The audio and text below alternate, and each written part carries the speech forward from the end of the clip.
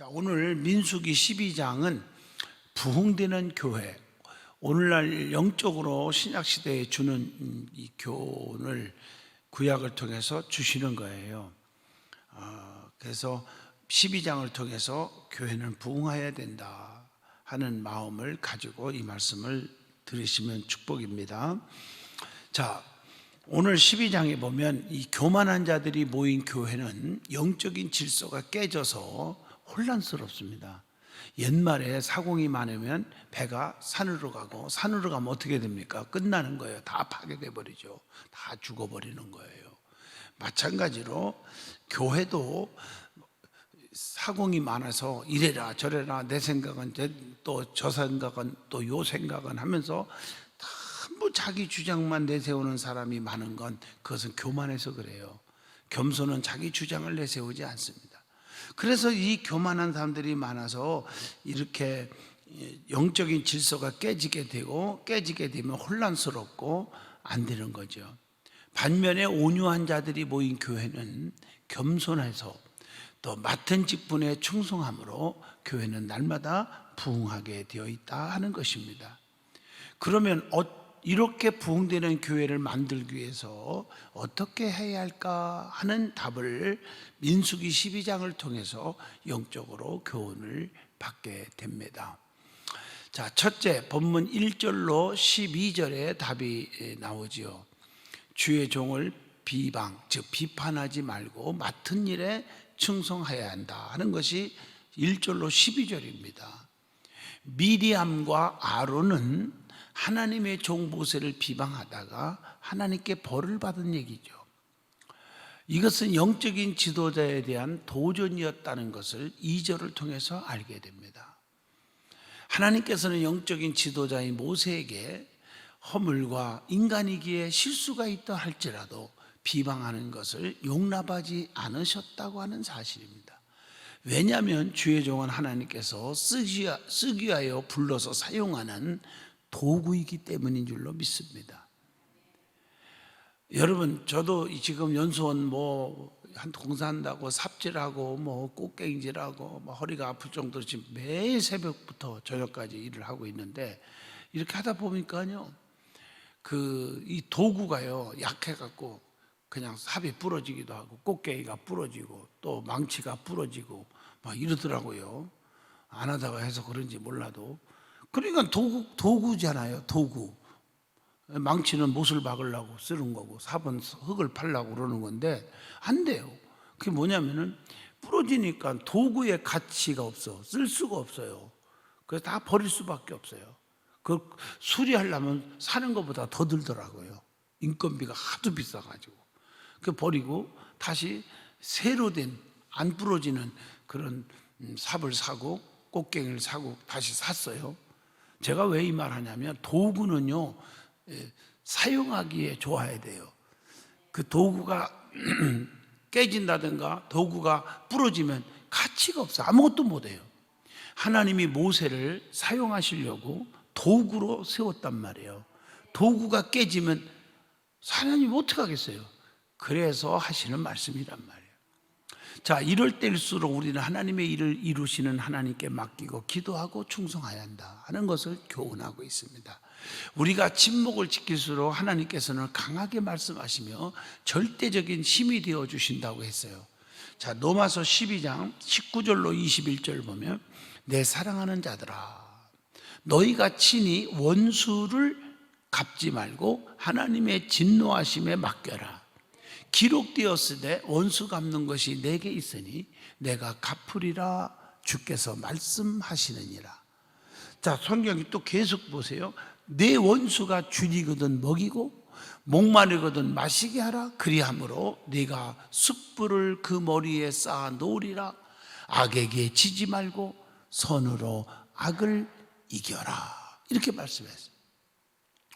자, 하나님께서는요 모세를 절대적으로 보호하셨고요 또 모세의 편이 되어주셨다. 하나님은 누구 편? 모세 편에 서주셨다. 그래서 모세가 스스로 교만하여 나서지 않았음을 기억하셔야 됩니다. 자, 우리는 이 말씀을 통해서 어떤 질문을 던져주고 있습니까? 우리가 억울한 일을 당했을 때 혹시 또 하나님의 때를 기다릴 신앙의 인내심을 갖고 있느냐 하는 것입니다. 이게 중요한 거죠. 자, 부흥되는 교회를 만들기 위해서 어떻게 해야 되느냐? 두 번째가 12절로 16절 본문에 나옵니다. 문제를 위해서 그걸 붙잡고 하나님 앞에 간절히 기도하고 하나님 앞에 잘못된 죄를 자복해야 한다는 것입니다. 이게 오늘 12절로 16절을 통해서 주는 교훈이에요. 하나님께서 진노하셔서 예언자 미리암을 문둥병으로 치셨어요. 어떻게 보면 모세의 누이예요. 어떻게 보면 충고할 수도 있어요. 이렇게 저렇게 말할 수도 있어요. 그런데요, 아무리 그래도 주의 종을 여러분 비판하면 안 된다는 거죠. 그 교훈을 여기서 줘요. 자, 보세요. 미리암이 살이 반이나 썩었고 죽어서 나온 자 같이 되었다, 이렇게 기록되어 있어요. 이때 모세는 어떻게 합니까? 모세는 하나님 잘 됐습니다, 잘했습니다 하나님, 아유 아무리 누이지만 정말 너무했어요. 그렇게 하신 말씀이 없습니다. 모세는 미리암과 아론을 위해서 기도를 합니다. 모세가 부르짖으며 고쳐달라고 기도했을 때 하나님께서는 7일간의 회개의 기간을 주셨다는 말씀입니다. 오늘 말씀이. 이거 보면 하나님은 참 사랑의 하나님이죠. 그죠? 7일간의 기간. 그러니까 우리에게도 오래 참으시고 노하기를 더디하시고 인애가 크시고, 그래서 하나님의 사랑을 그렇게 표현하고 있잖아요. 근데 오늘 여기서는 7일간의 기회를 주시는 거예요. 회개할 수 있는 기회, 돌이킬 수 있는 기회, 마음을 고칠 수 있는 기회를 주시더라 이거죠. 우리는 자신을 미워하고 비방하는 자가 있을 때 우리는 어떻게 합니까? 자, 불쌍히 여기며 그를 위해서 기도했습니까? 하는 질문을 던져봅니다. 여러분들을 위해서, 여러분들에게 참 누가 주변 사람들이 비판할 때, 쑥덕거릴 때 여러분들이 처단하려고 하지 마시고 오늘 모세의 모습을 발견할 수 있기를 바랍니다. 또한 회개해야 할 자는 기회가 주어졌을 때 어떻게 해야 돼요? 회개하여야 한다는 것입니다. 그렇지 않으면 그만큼 그 사람뿐 아니라 모두에게 영적으로 손해가 된다는 것입니다. 자, 미리암이 진 바깥에서 7일간 갇혀 있는 동안에 이스라엘 백성은 7일 동안 지체하게 되었다. 이거 아셔야 돼요. 7일 동안 수도했잖아요. 7일 회개하는 동안, 회개할 수 있는 기간에 수도됐단 말이에요. 주의 종을 비방하는 것이, 이것이 바로 전진을 장애하는 거예요. 나가는데 장애가 되는 거예요. 7일 동안 머물렀으니까. 교회 성장하는 것도 마찬가지예요. 장애가 된다는 거죠. 성숙하는 교회가 성장하는데 머무르게 된다는 거죠. 자신에게 해를 끼치고 교회에 피해를 주는 사람은 어떻게 대했느냐 하는 것을 우리 자신에게 질문을 던져보기도 합니다. 진정한 사랑의 마음을 가지고 하나님의 백성을 사랑하지 못한 것이 사실 아니겠냐? 그냥 세상의 도덕적인 기준을 가지고 하나님의 백성을 손가락질하고 회개의 기회를 주지 않았던 것도 사실임을 고백하게 됩니다. 자, 이제부터는 원수까지도 사랑하라고 하시며 이를 몸소 실천하신 예수님의 그 가르침을 따라서 살아야 한다는 거죠. 자, 요한복음 13장 34절로 35절을 봅니다. 새 계명을 너에게 주노니 어떻게 하라? 서로 사랑하라. 내가 너희를 사랑한 것 같이 너희도 서로 사랑하라. 너희가 서로 사랑하면 이로써 모든 사람이 너희가 내 제자인 줄을 알리라 라고 말씀을 하고 있습니다.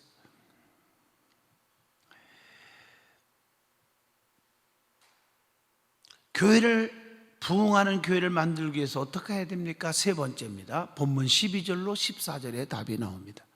문제를 위해서 기도해야 한다는 것입니다.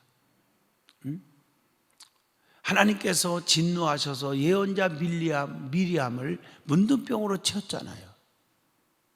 지금 말씀했잖아요. 그러자 미리암은 살이 반이나 썩었고 죽은 자같이 되었다고 했잖아요. 12절에. 이에 모세는 어떻게 했다고 했습니까? 그들을 위해서 뭐 했다고 했어요? 기도했다고 했습니다. 여러분을 비방하는 사람이 있으면 여러분 그분이 또 어려움을 당할 때 잘됐다 하지 말고 기도하란 말이에요. 기도해 주셔야 될 줄로 믿습니다.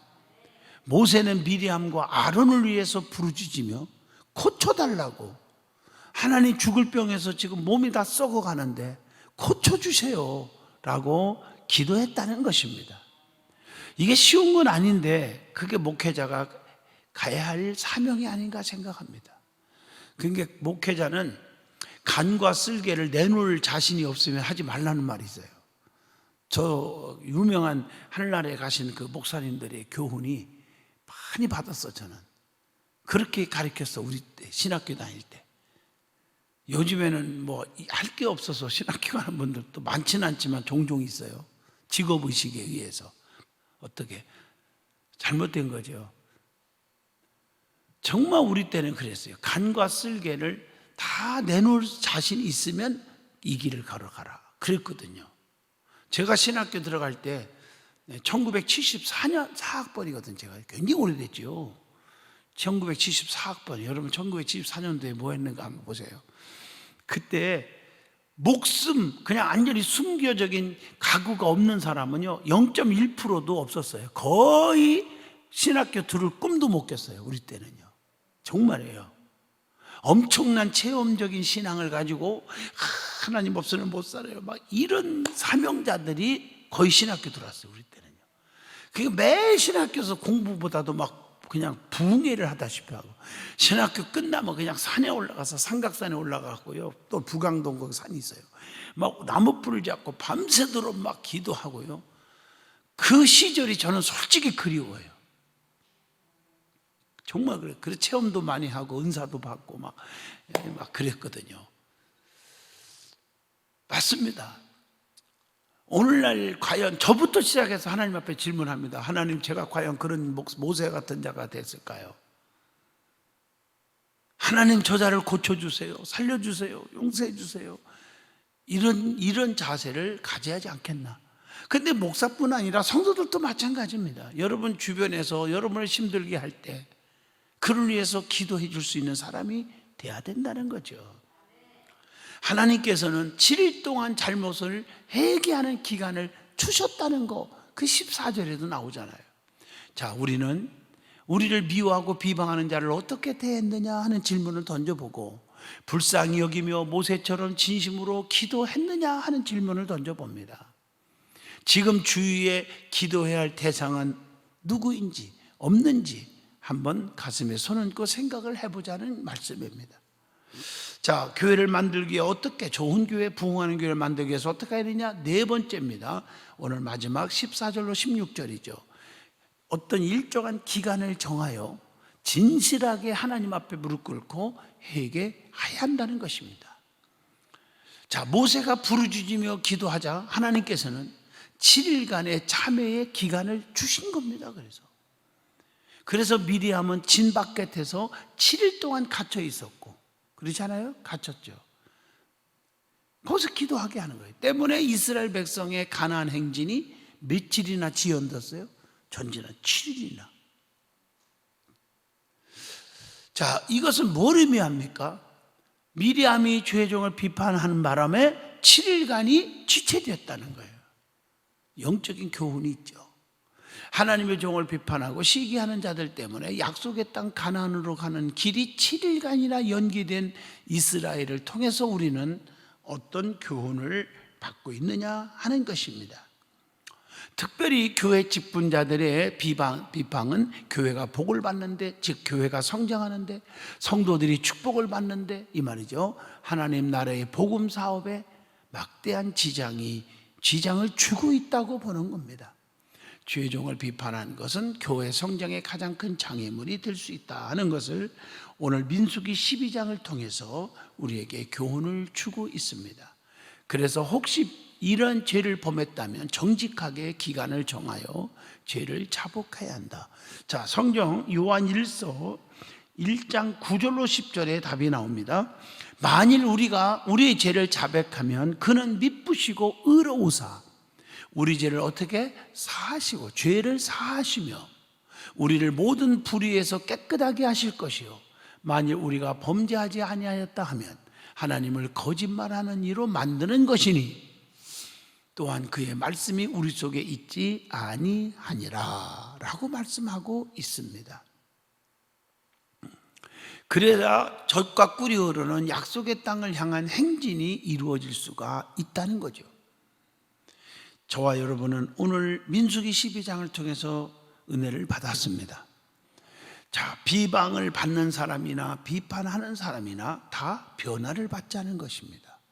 할렐루야. 그리고 사랑의 사도, 사랑의 중직들이 되시기를 바랍니다.